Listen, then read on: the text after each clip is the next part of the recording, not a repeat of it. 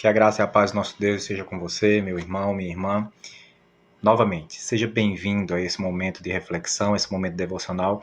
Fazemos esse momento para edificar a sua vida, edificar a vida da igreja. Oramos para que a sua família esteja bem. Que Deus conceda sempre livramento à sua casa e que, em nome de Jesus, você e a sua família esteja bem. Gostaria que nessa noite refletir com vocês sobre uma passagem bíblica conhecida também da igreja. Eu sempre estou trazendo nesses momentos passagem bíblica que nós já refletimos, que nós já conhecemos. E eu gostaria que você abrisse sua Bíblia na carta de Paulo aos Romanos, capítulo 12, versículos 1 e versículo de número 2, que diz o seguinte: Portanto, irmãos, rogo-lhes pelas misericórdias de Deus que se ofereçam em sacrifício vivo, santo e agradável a Deus. Este é o culto racional de vocês. Não se amoldem ao padrão deste mundo, mas transformem-se pela renovação da sua mente, para que sejam capazes de experimentar e comprovar a boa, agradável e perfeita vontade de Deus. Que o nosso bom Deus ele nos ajude a compreender devidamente a sua palavra. Amém? Nessa passagem bíblica, o apóstolo Paulo fala sobre experimentar e comprovar a agradável e perfeita vontade de Deus, principalmente sobre as nossas vidas. E para que tal dádiva se manifeste, é necessário alguns requisitos a cumprirmos enquanto crentes. O primeiro deles diz respeito a esse culto ao Senhor. Às vezes a gente fala da palavra culto como se fosse aquela obrigação. O crente ele tem a obrigação de cultuar o Senhor. Não, o crente ele tem o privilégio de cultuar o seu Deus, de apresentar-se humildemente diante do Senhor.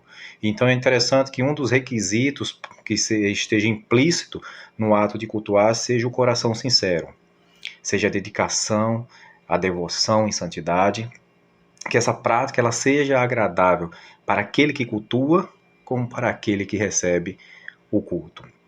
Eu digo isso pois muitas vezes nós somos habituados a se fazer presente num culto, mas a nossa intenção não é essa. É como dizem por aí, está presente de corpo, mas a mente está muito longe. Então, preste atenção a isso, que você esteja presente de corpo e alma nesse culto. É isso que o apóstolo Paulo chama de culto racional. O culto racional é esse culto intencional, esse culto em que o adorador ele se coloca diante de Deus para agradar a presença, para agradar aquele que é o dono do culto, Jesus, o nosso Deus.